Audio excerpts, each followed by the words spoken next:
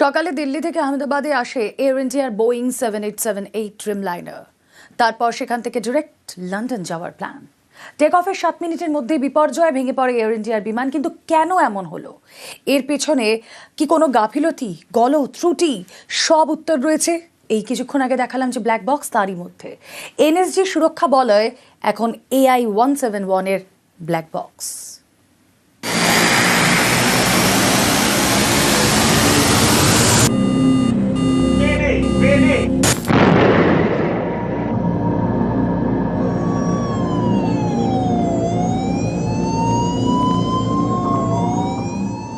আহমেদাবাদে ভয়াবহ বিমান দুর্ঘটনা। বৃহস্পতিবার দুপুরে আহমেদাবাদ বিমানবন্দর থেকে টেক অফ 2.5 কিলোমিটার দূরে মেঘানীনগরে দুর্ঘটনা। টেক অফের 7 মিনিটের মধ্যেই সর্বনাশ। বিমানবন্দরের কাছে বহুতলে ধাক্কা।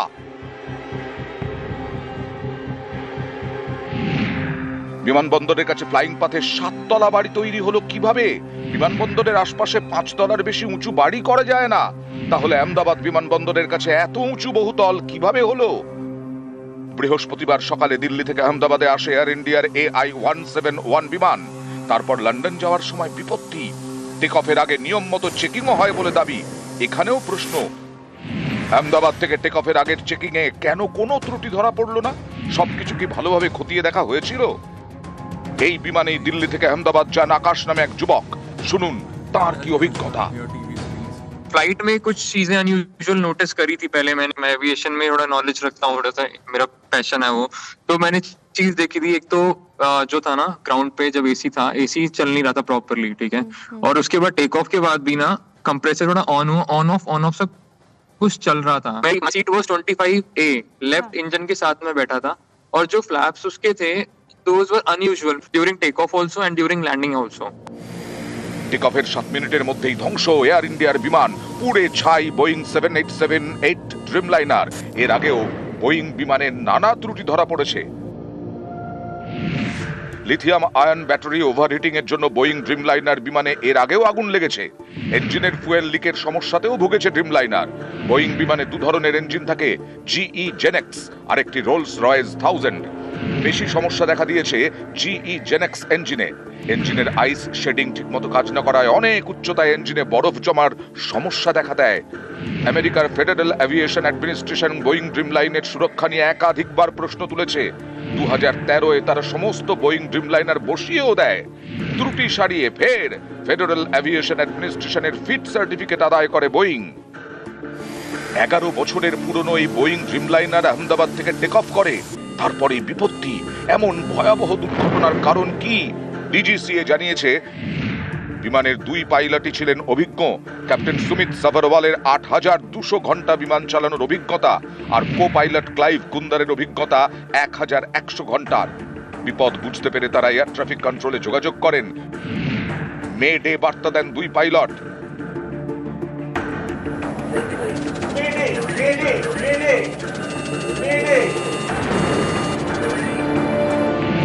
মে ডে বার্তা মানে চরম বিপদ। ফরাসি শব্দ মেডার থেকে মে ডে শব্দটি এসেছে। এর মানে আমায় সাহায্য করো। নানা কারণে বিমান বিপদে পড়তে পারে। মাঝ আকাশে বিমানে পাখির ধাক্কা কিংবা বাইরের আঘাতে বড়সড় বিপত্তি হতে পারে। বিমানে পাখি ধাক্কা খেলেও বুঝতে পারেন পাইলট, সেই অনুযায়ী এটিসিতে বার্তা পাঠান। ডিজিসিএ জানিয়েছে লন্ডনগামী বিমান থেকে মে ডে বার্তা পাওয়ার পর আর পাইলটদের সঙ্গে যোগাযোগ করা যায়নি। কিন্তু কি কারণে এমন ভয়াবহ দুর্ঘটনা, এর উত্তর জানা যাবে বিমানের ব্ল্যাক বক্স থেকে।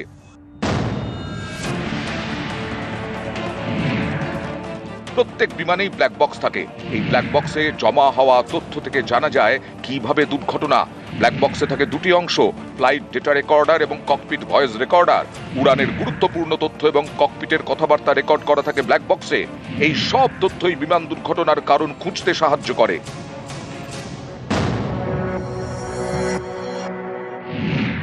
নামে ব্ল্যাক বক্স, তবে শরীরে কালোর লেশমাত্র নেই, রং কমলা, যাতে সহজেই চোখে পড়ে। শুরুতে ছিল লাল রঙের, তখন বলা হতো রেড এগ, তবে ভেতরের দেওয়ালগুলি কালো রঙের, তাই অনেকে বলতেন ব্ল্যাক বক্স। এই নামটি ধীরে ধীরে জনপ্রিয় হয়ে যায়। আহমেদাবাদের বিমান দুর্ঘটনার তদন্ত করছে ডিজিসি এর বিশেষ দল। তাদের কাছে এখন বড় ভরসা ব্ল্যাক বক্স, যা উদ্ধার হয়েছে বিমানবন্দরের কাছে মেঘানীনগর থেকে। নিউজ 18 বাংলা। টেক অফের 7 মিনিটের মধ্যেই বিপর্যয়। আহমেদাবাদে ভেঙে পড়ে এয়ার ইন্ডিয়ার বিমান। বিপদ বুঝে এয়ার ট্রাফিক কন্ট্রোল অর্থাৎ এটিসিতে যোগাযোগ পাইলটের। যোগাযোগ করেন ক্যাপ্টেন সুমিত সাবরওয়াল। বার্তা কো পাইলট ক্লাইভ কুন্দারেরও। এটিসিকে মেডে বার্তা দেন পাইলট। মেডে বার্তা মানে চরম বিপদ। পাইলট বলেন, mayday, no thrust, losing power, unable to lift. বিমান কোনোভাবেই ওড়ানো যাচ্ছে না বলেও জানান পাইলট। পাইলটের বার্তার পরেই ভেঙে পড়ে বিমান।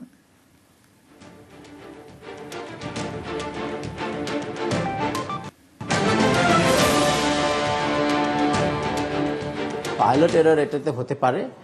ল্যান্ডিং গিয়ারটাকে তোলার জায়গায় বাই মিস্টেক পাইলট যদি ফ্ল্যাপটাকে তুলে দেয়, আর ইটস আ ডাবল মিস্টেক। তো এই কনফিগারেশনে ইটস ভেরি মাচ পসিবল যে আমরা যা ভিডিও থেকে যা দেখতে পাচ্ছি। তো আকাশজি যেটা বলছিলেন যে এসি চলছিল না, তারপরে হচ্ছে যে মানে ওই এন্টারটেনমেন্ট সিস্টেম চলছিল না প্লেনে, বাট এইটার সঙ্গে আপনি এই অ্যাক্সিডেন্ট অ্যাবসলিউটলি মানে অ্যাটাচ করতে পারেন না, কারণ ওই এয়ারক্রাফটের এই সিস্টেমগুলো entertainment, AC, this are totally separate system. যেটা ইঞ্জিন চলে, সেফটি এটাতে কম্প্রোমাইজ হতে পারে না। যত আমাদের প্লেন ক্র্যাশ দেখেছি, মানে অ্যাবাভ 90% হচ্ছে যে হিউম্যান এরারের জন্যই হয়েছে। আর এখানে সিস্টেমও হতে পারে, আমরা ইনভেস্টিগেশনের পরেই বুঝতে পারবো যে কি হয়েছে। এনএসজির হেফাজতে AI-171 এর ব্ল্যাক বক্স। আহমেদাবাদে ভয়াবহ বিমান দুর্ঘটনা। ব্ল্যাক বক্স থেকেই মিলবে বিমান দুর্ঘটনার কারণ। দুর্ঘটনাস্থল থেকে উদ্ধার বিমানের ব্ল্যাক বক্স। বিমানের ব্ল্যাক বক্স হেফাজতে নিল এনএসজি। ঘটনাস্থলে ফরেনসিক।